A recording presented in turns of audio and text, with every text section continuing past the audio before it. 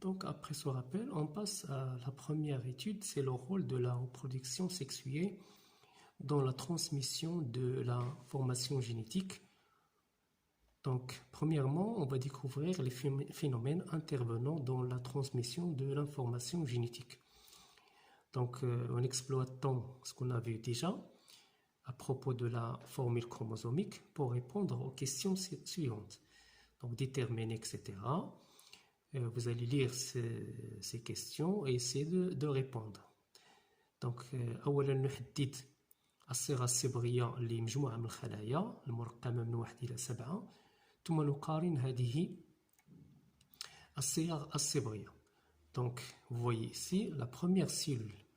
Donc, si on voit ici, on a des groupes. Chaque groupe est formé de 2 chromosomes homologues. Donc, on écrit 2N égale le nombre total. Donc, vous voyez ici qu'on a le chromosome sexuel XX. Donc, si on compte ici, on trouve qu'on voit bien 22 chromosomes non sexuels, AA, plus X. La même chose, c'est chez l'homme. On a 2N est égal 22 chromosomes AA, non sexuels, plus X, Y. Donc, la femme et l'homme donnent ce qu'on appelle des gamètes. Si on détermine la formule chromosomique des gamètes, regardez bien qu'on a ici des groupes, mais chaque groupe ne contient qu'un seul chromosome. On écrit 1N ou bien N est égal à, vous voyez ici le chromosome, un seul chromosome X, donc on écrit plus X. On a 22 chromosomes, mais ces chromosomes n'ont pas d'homologue, donc on écrit seulement A. À l'inverse de la première, qu'on a écrit AA. Donc 22 groupes, mais chaque groupe est conforme. 22 paires, mais chaque paire ne contient qu'un seul chromosome homologue. La même chose ici pour les gamètes mâles. On a ici un gamète qui contient Y et un gamète qui contient X. Donc on écrit N est égal 22A plus Y et N est égal 22A plus X. Donc on a un chromosome qui porte le chromosome sexuel X et un gamète, un spermatozoïde qui porte le chromosome Y. Donc, pour la cellule 6, la même chose, regardez bien qu'on a la même chose qu'on a ici chez la femme. On a 22 paires de chromosomes, chacun contient 2 chromosomes homologues, donc on écrit 2N, est égal à 22A, AA, nombre de chromosomes non sexuels, et un paire de chromosomes sexuels XX. Donc c'est la même chose que chez la femme mère. Chez le garçon, on trouve la même chose qu'on a que son père. 22 paires de chromosomes homologues, non sexuels, plus XY. Donc, si on compare ces formules chromosomiques, regardez bien que chez les parents, on a 2N, chez les gamètes, on a N, et chez les fils, on a 2N. Donc, on conclut, pour répondre à la deuxième question, on déduire les phénomènes intervenant dans la transmission de l'information génétique.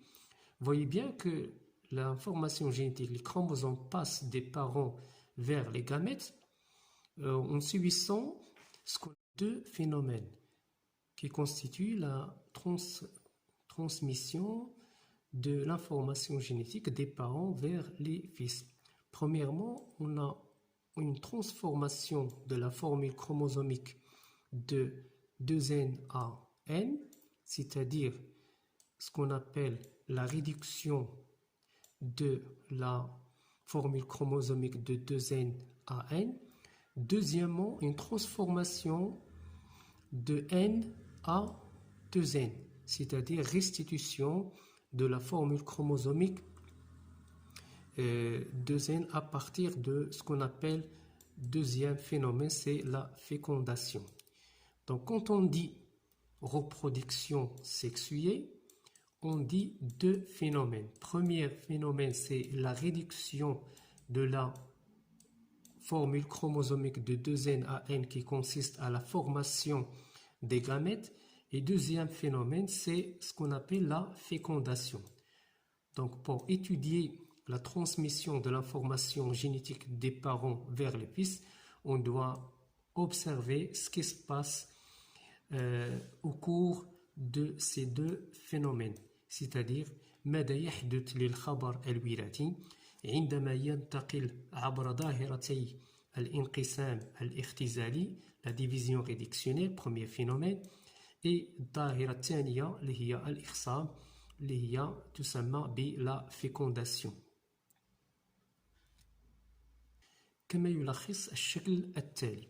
لاحظوا الصبغيات الموجودة عند الآباء في الجيل الأول première génération ou bien la génération des parents.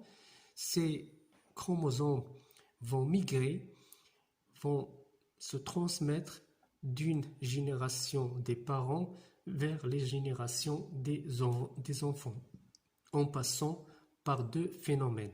Premier phénomène, la division réductionnelle, et deuxième phénomène, c'est la fécondation.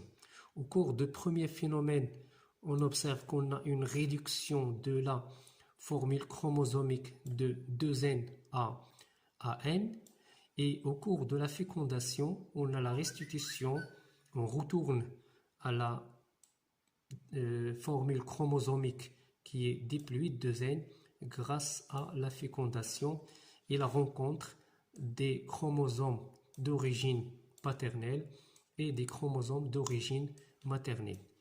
Donc كما تلاحظون فخلال هاتين الظاهرتين تنتقل الصبغيات من الآباء أو الخبر الوراثي من الآباء إلى الأبناء. تنتقل هذه الصبغيات التي تمثل لنا الخبر الوراثي عن طريق ظاهرتين، ما يسمى بظاهرة الانقسام الاختزالي التي تتميز بتحول الصيغة الصبغية واختزالها من 2n إلى n، ثم تسترجع هذه الصيغة الصبغية من n إلى 2n عن طريق ظاهرة ثانية التي تشكل تولد جنسي وهي ظاهرة الإخصاب. إذن حينما نقول تولد جنسي نقول توالي ظاهرتي الانقسام الاختزالي والإخصاب.